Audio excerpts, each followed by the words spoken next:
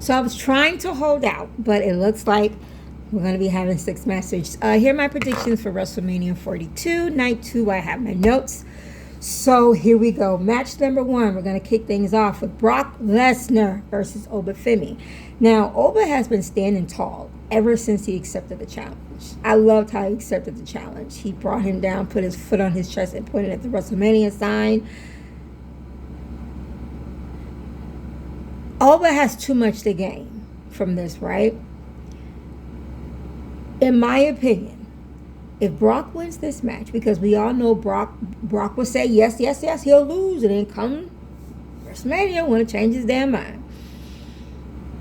If Brock wins, this will be the ultimate dead end for Obi. What can you do for him? That's it. What you gonna do? Keep him off of TV for 4 or 5 weeks? But if Oba wins, this will put him on a trajectory like no tomorrow, but also too, it will make Brock weaker for when he faces Gunther, because we all know that's the favorite, right? In my opinion, they need to book this exactly Survivor Series 2016 when he went against Goldberg. Remember when Goldberg beat him in 90 seconds? They need to do it just like that. It's the first match. Fire it off. That is what that is a eye catcher. That's a oh my God moment. I'm going with Oba. Okay. So match number 2, we have the ladder match for the Intercontinental Champion. We have Penta, who's the champion, and he's going to be defending it against Rey Mysterio, Rusev, J.D. McDuff, Dragon Lee, and Javon Evans. I think we can all say Javon is going to be the MVP of this match. He probably going to find a way to do a cutter from the nosebleed seats. I know I'm exaggerating, but he's going to do something insane. Somebody that plays a factor, but for the following match. I'll keep you posted.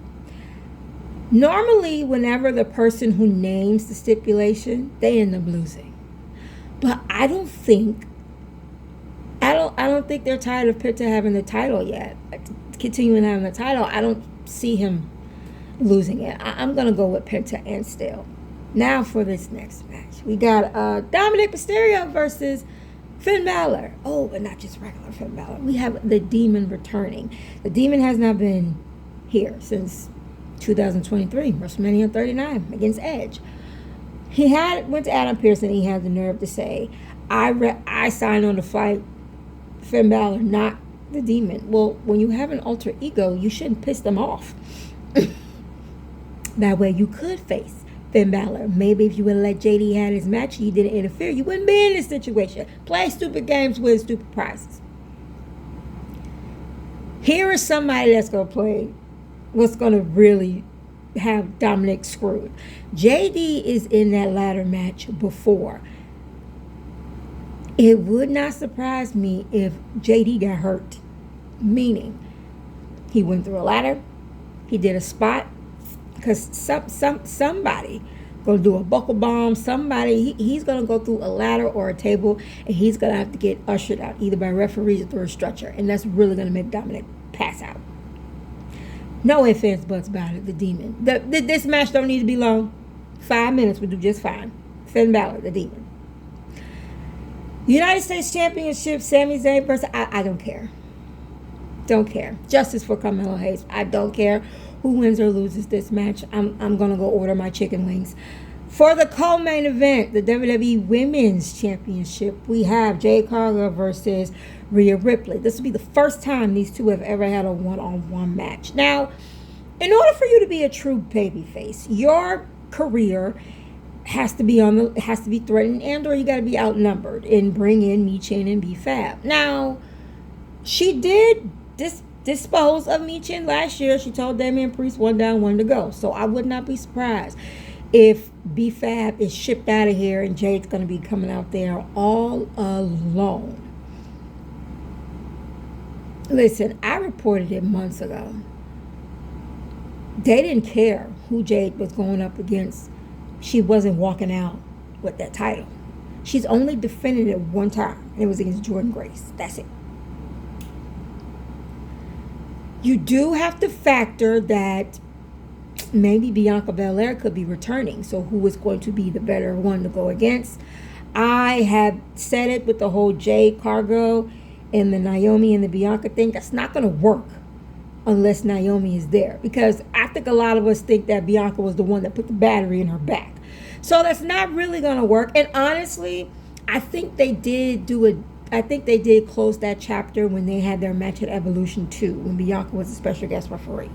So I really do think that. And also, you got to think about it too. Rhea is the reason why Bianca has been gone that long. Rhea is the one that landed on Bianca's hand.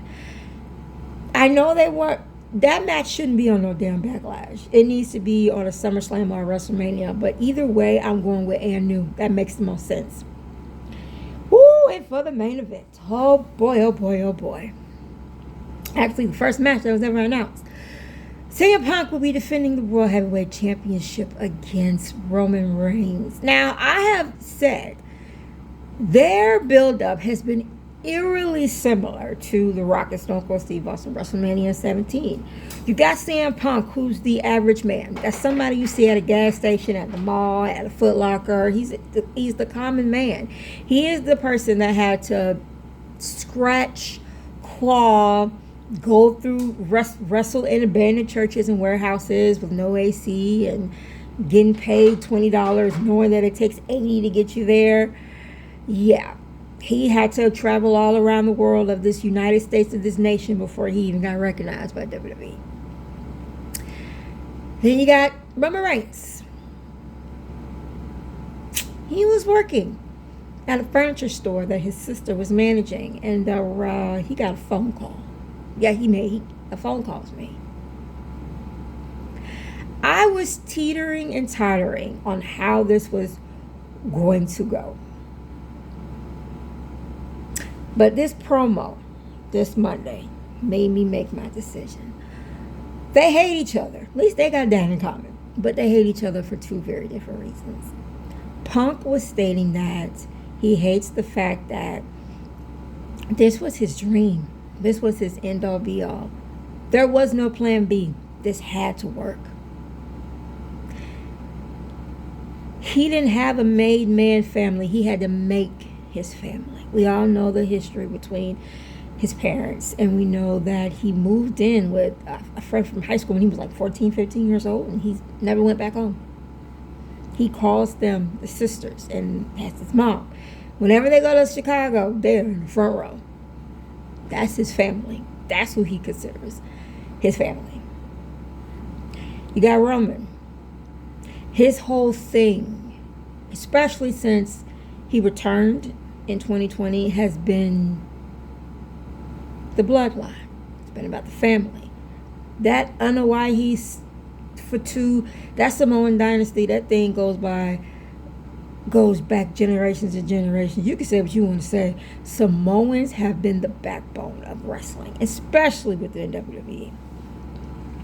We all know that. And we got more generations to come.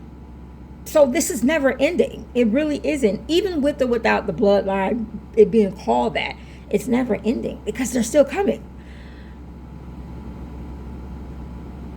What Roman said, and what Roman's whole thing has been acknowledge me, right?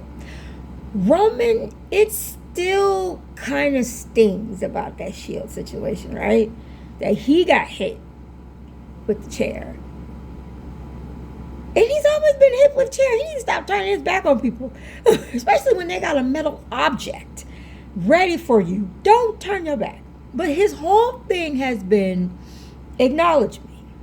I want to be acknowledged. You can say a pick me, in a way. When he doesn't even have to do that with all the accomplishment that he's had. You got to think about it. Roman he's made event 11 WrestleManias. 11.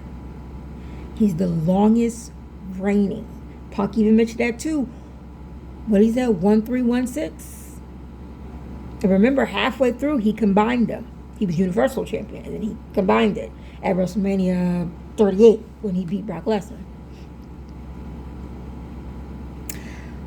What made my decision was this, when Roman said, I hate that you have a chokehold on them. You were gone for 10 years and they were still chanting your name. That falls in line with the acknowledge me. Roman wins, Punk is going to have to acknowledge him. Punk has more to fight for. But when he said he hates that he has the chokehold on the audience and his whole thing is he wants to be acknowledged. And still, I don't see Punk walking out. Not with that title around his waist. This will be his second WrestleMania main eventing in a row. This will be the first time, because he's walked in WrestleMania 28 with the WWE Championship, but it wasn't the main event. And still, those are my predictions for WrestleMania 42 Night 2. I'll see y'all later for my results and my opinions.